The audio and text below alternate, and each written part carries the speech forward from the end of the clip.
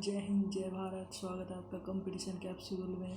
दोस्तों, आज हम पढ़ेंगे सिंधु घाटी सभ्यता या हड़प्पा सभ्यता, सिर्फ इंडस वैली सिविलाइजेशन या हड़प्पा सिविलाइजेशन। दोस्तों, सिर्फ आपको ध्यान से सुनना है और उसके बाद हम इनसे सिंधु घाटी से रिलेटेड क्वेश्चन करेंगे। सिर्फ आपको ध्यान से सुनना है। देखो दोस्तों, सबसे पुरानी सभ्यता कौन सी है? सिंधु सभ्यता है। सिंधु सभ्यता के लोग भारत के मूल निवासी हैं, द्रविड़ लोग हैं। तथा सिंधु सभ्यता का पता कैसे चला? 1857 में कराची और लाहौर के बीच पटरी बिछाई जा रही थी और जॉन बार्टन और विलियम बार्टन को दो प्राचीन नगर हड़प्पा और मोहनजोदड़ो का पता चला। ठीक है दोस्तों, और इसे जो हड़प्पा सभ्यता और सिंधु घाटी सभ्यता का खोज किसने की थी? ये दयाराम साहनी ने की थी। सर्वप्रथम दयाराम साहनी ने की थी। ठीक है, और नेक्स्ट है दोस्तों हड़प्पा सभ्यता, सिंधु घाटी की सभ्यता। हड़प्पा सभ्यता और सिंधु घाटी सभ्यता क्यों कहते हैं इसको? देखिए, हड़प्पा जहाँ पर सबसे पहले अवशेष प्राप्त हुए वो हड़प्पा से ही प्राप्त हुए थे, और ये ज़्यादातर जो अवशेष थे वो सिंधु घाटी के आसपास, सिंधु नदी के आसपास थे, इसलिए सिंधु घाटी की सभ्यता या हड़प्पा सभ्यता कहते हैं। देखो, ये सिंधु नदी है, सिंधु नदी के पास है। ठीक है दोस्तों, उत्खनन के फलस्वरूप बहुत सी जानकारियाँ प्राप्त हुई। 5000 साल पहले एक उच्च स्तरीय सभ्यता विकसित हुई थी। मतलब 5000 साल पहले विकसित हुई थी, और जिसकी नगर नियोजन व्यवस्था बहुत उच्च कोटि की थी। लोगों को नालियों तथा सड़कों के महत्व का अनुमान था। सिंधु सभ्यता का एक नगरीय सभ्यता थी। जो ये सभ्यता थी, नगर सभ्यता थी, मतलब नगर की तरह थी, और उनमें नाली और सड़कों का अनुमान था। तथा उत्खनन के फलस्वरूप जानकारियाँ प्राप्त हुई। बहुत और जानकारी 5000 से पहले सेम बात हुई है। सड़कों का महत्व था तथा नगरीय सभ्यता कहते हैं। सिंधु सभ्यता के लोग ईंटों का प्रयोग करते थे, मतलब ईंटों का प्रयोग करते थे। ठीक है, न पक्की ईंटों का प्रयोग करते हैं। गुजरात का शहर जो लोथल है, सिंधु सभ्यता का एक प्रमुख बंदरगाह है। जो गुजरात का लोथल है, वहाँ पर बंदरगाह था विदेशी व्यापार करने के लिए। उत्खनन जो जानकारियाँ प्राप्त हुई, देखो बंदरगाह था, यहाँ तक हमने देख लिया था। मोहनजोदड़ो में सबसे बड़ा भवन धन्यागार तथा विशाल स्नानागार था। तथा जो विशाल स्नानागार है दोस्तों, ये जब भी कोई धर्म से संबंधित कोई भी त्यौहार होता था, धार्मिक त्यौहार, उसमें सब लोग इकट्ठे होकर स्नान करते थे। ठीक है दोस्तों, एक वहाँ पे कांस्य से बनी नृत्यिका की मूर्ति मोहनजोदड़ो से प्राप्त हुई, और उत्खनन के सब लोग पता चला कि सिंधु की जो अर्थव्यवस्था थी वो कृषि और पशुपालन थे। वहाँ के लोग प्राय पशुपालन करते थे। हड़प्पा सभ्यता से अभी तक लोहे की प्राप्ति नहीं हुई थी, जब तक हड़प्पा सभ्यता से लोहे की प्राप्ति नहीं हुई थी दोस्तों। और सिंधु सभ्यता के लोगों ने सबसे पहले कपास का उत्पादन किया था। चलो दोस्तों, हम अब इसके क्वेश्चन आंसर करते हैं। हड़प्पा संस्कृति की विशेषताओं के संदर्भ में निम्नलिखित में पर विचार कीजिए। यह नगरीय संस्कृति थी, तन की लिपि चित्रात्मक थी। इन लोगों ने मापन प्रणाली का विकास किया था। दोस्तों, इसके लिए देखो, ये नगरीय संस्कृति भी थी, और आपको पता है नगरीय संस्कृति भी थी, और इस लिपि चित्रात्मक थी, और तीनों, इसका आंसर तीनों हो जाएंगे। फिर दोस्तों, हम इसके बाद क्वेश्चन नंबर 2 पढ़ते हैं। हड़प्पा संस्कृति के संदर्भ में निम्नलिखित कौन सा कथन असत्य है? मतलब असत्य छाड़ना है। इस संस्कृति के लोगों ने सबसे पहले कपास का उत्पादन किया था, ये भी राइट है। इस काल के ये भी राइट है, और हमने असत्य छांटना है। इस काल के लोगों ने लोहे के औजारों का प्रयोग किया था। इसका मतलब इसका राइट कौन सा होगा? ये होगा। और ये तो मतलब लोगों औजारों का उपयोग नहीं किया था, असत्य छांटना है। ठीक है, अब हम तीसरे क्वेश्चन पर आते हैं। हड़प्पा संस्कृति के संदर्भ में निम्नलिखित कौन सा कथन सत्य है?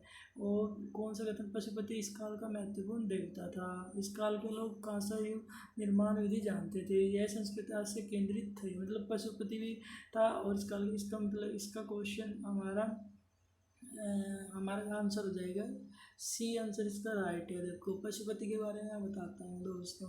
जो पशुपति देवता था इनका, उस एक जो इसकी जो आपको चित्र मिला, तो जो चित्र मिला था तो उसमें क्या था कि बहुत सारे पशुओं की आकृति चिन्हित थी। और ये ऋग्वेद में इसको वज्र के नाम, ऋग्वेद में भी इसकी जानकारी हमें प्राप्त हुई थी।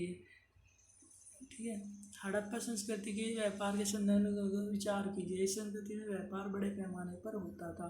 इस काल में व्यापार के लिए धातु की मोहरों का प्रयोग किया जाता था। नहीं, धातु की मोहरों का नहीं प्रयोग किया जाता था। इस संस्कृति में बड़े पैमाने पर होता था।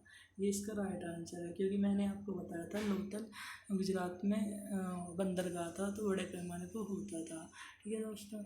अब फिर हम 5वां क्वेश्चन करेंगे। और हड़प्पा संस्कृति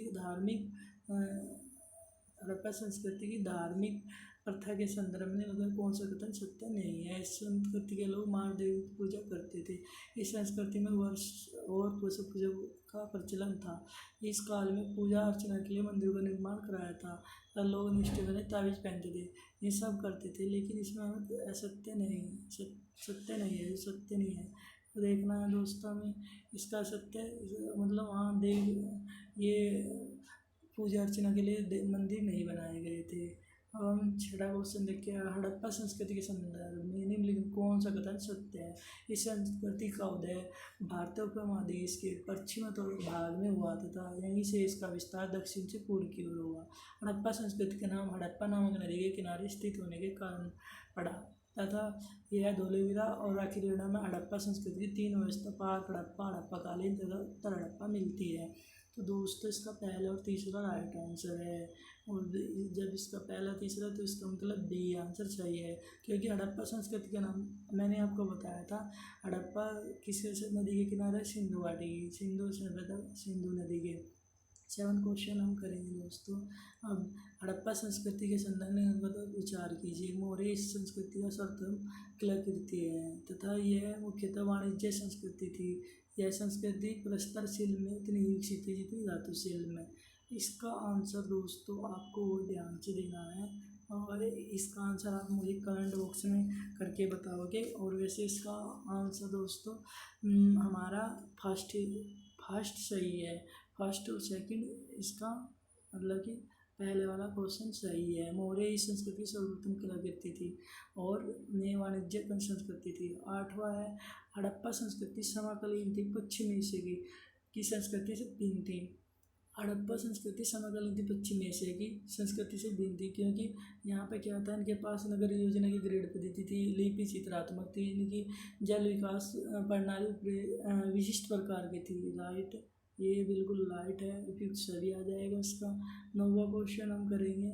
हड़प्पा संस्कृति के संदर्भ में निम्नलिखित कथनों पर विचार कीजिए। ये संस्कृति कांस्य युगीन थी, इसलिए ज़्यादातर औजार कांस्य के बने होते थे।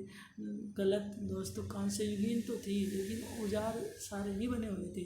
लोथल हड़प्पा संस्कृति का एक बंदरगाह था, औजार नहीं, वहाँ पर सिर्फ एक कांस्य युगीन थी, लेकिन वो नहीं थी। क्या देख रहे, इसमें जो है ना आपका सिर्फ बी सही है, इसका बी सही है। ठीक है। उसके बाद लास्ट क्वेश्चन है हमारा। हड़प्पा संस्कृति संदर्भ में निम्नलिखित में कौन सा कथन असत्य है। इसमें असत्य निकालना है। इस काल में खेती के प्रयोग के लिए हल का प्रयोग किया जाता था। राइट, इस काल में सिंचाई नहरों से की जाती थी। मोहनजोदड़ो में बने हुए सूती कपड़े के टुकड़े का अवशेष मिला है। इस संस्कृति में नगर निर्माण के पक्की ईंटों का प्रयोग किया जाता है। इसमें असत्य छांटना है, तो इसका असत्य हमारा हो जाएगा नगर नहरों से की जाती थी, तो इसमें नहरों से नहीं की जाती। थैंक यू, जय हिंद, जय भारत। और कंप्लीशन कैप्सूल चैनल को सब्सक्राइब कर लेना, और नेक्स्ट वीडियो आपको मिल जाएगी। जिस भी टॉपिक को आपको वीडियो चाहिए दोस्तों, आप कमेंट बॉक्स में वो टॉपिक डाल सकते हो। GS GK GS किसी भी टॉपिक पर, साइंस से रिलेटेड या आर्ट्स, हिस्ट्री, ज्योग्राफी, जिस भी टॉपिक पर आपको वीडियो चाहिए तो आप इस पर डाल सकते हैं। Thank you so much.